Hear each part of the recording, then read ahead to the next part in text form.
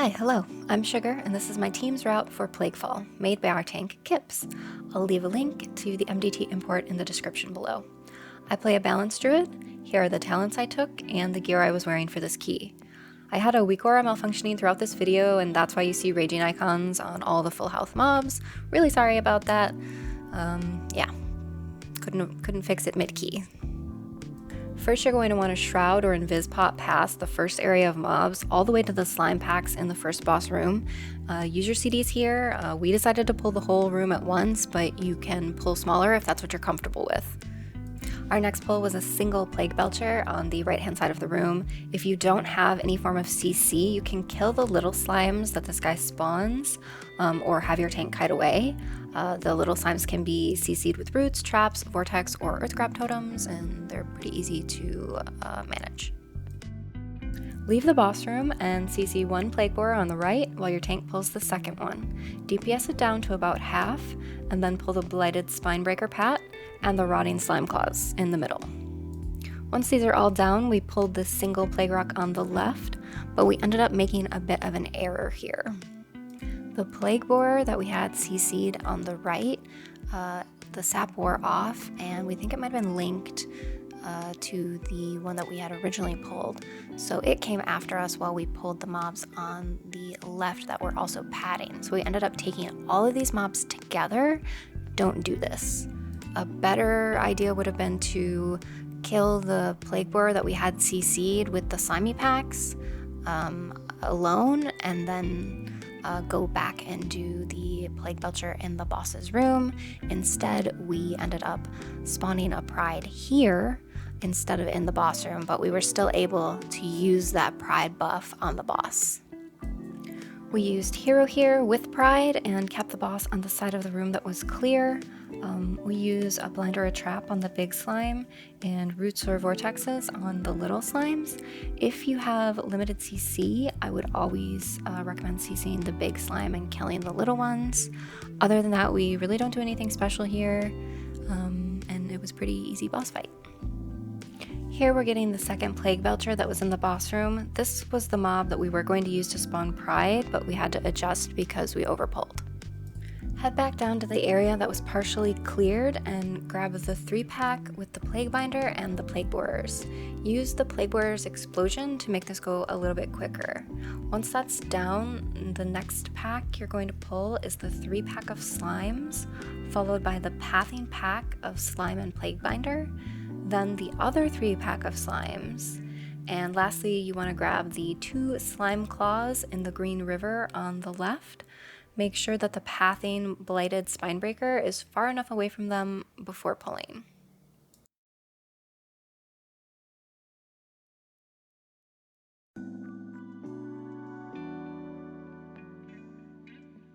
Now that all of those mobs are down, Shroud or Invispot past the remaining pack in this area all the way down to the first slime tentacle.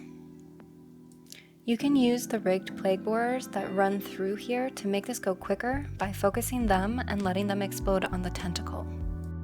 Make a U-turn and grab the 2 slime claws in the river, again making sure that the pathing Blighted Spinebreaker is far enough away before pulling.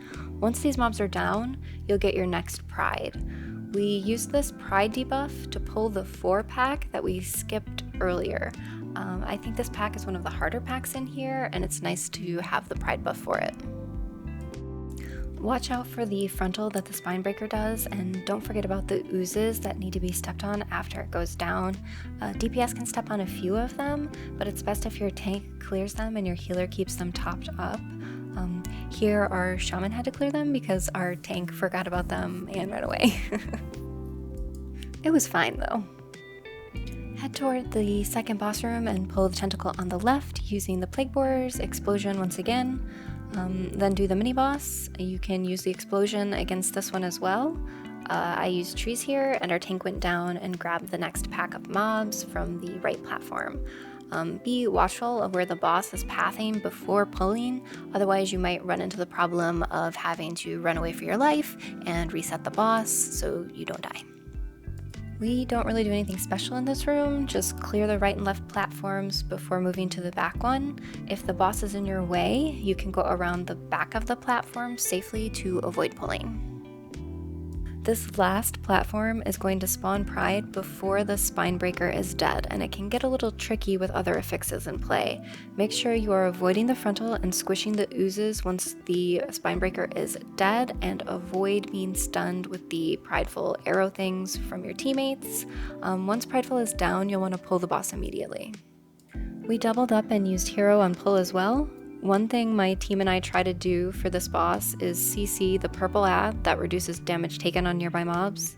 For the first one, we actually messed it up by not pushing it far enough out from the platform, and we rooted it and ended up breaking it, so we had to kill it.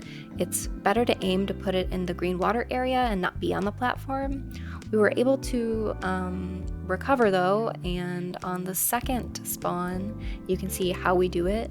We used a double push and then blinded and trapped it. You don't have to do both. You can just use a blind or a trap, or even a root. And that's really the only special thing we do on this boss to make it go faster.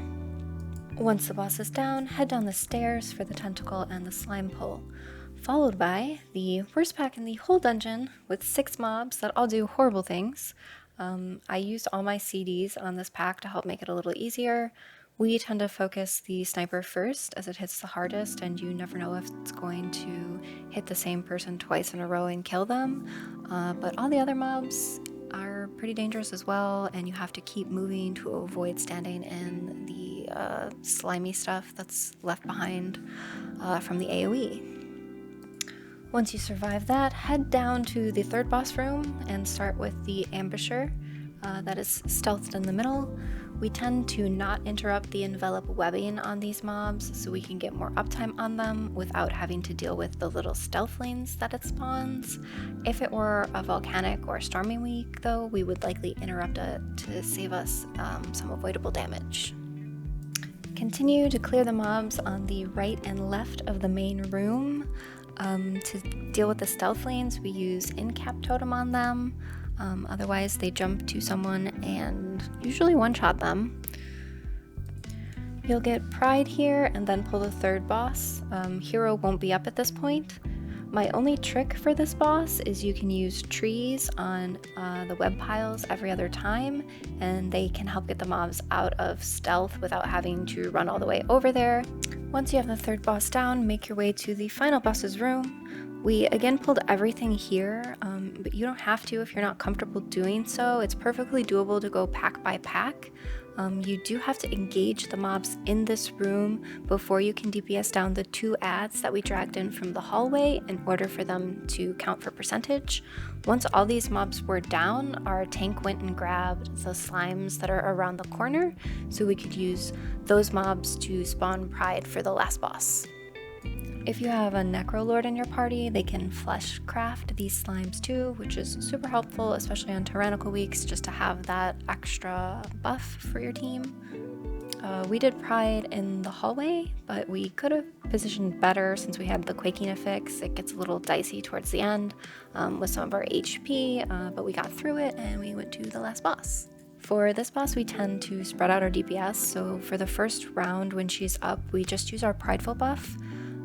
And avoid the tentacles and all that. The second time she pops, we use all of our DPS CDs, and then the third time she pops up, we use hero.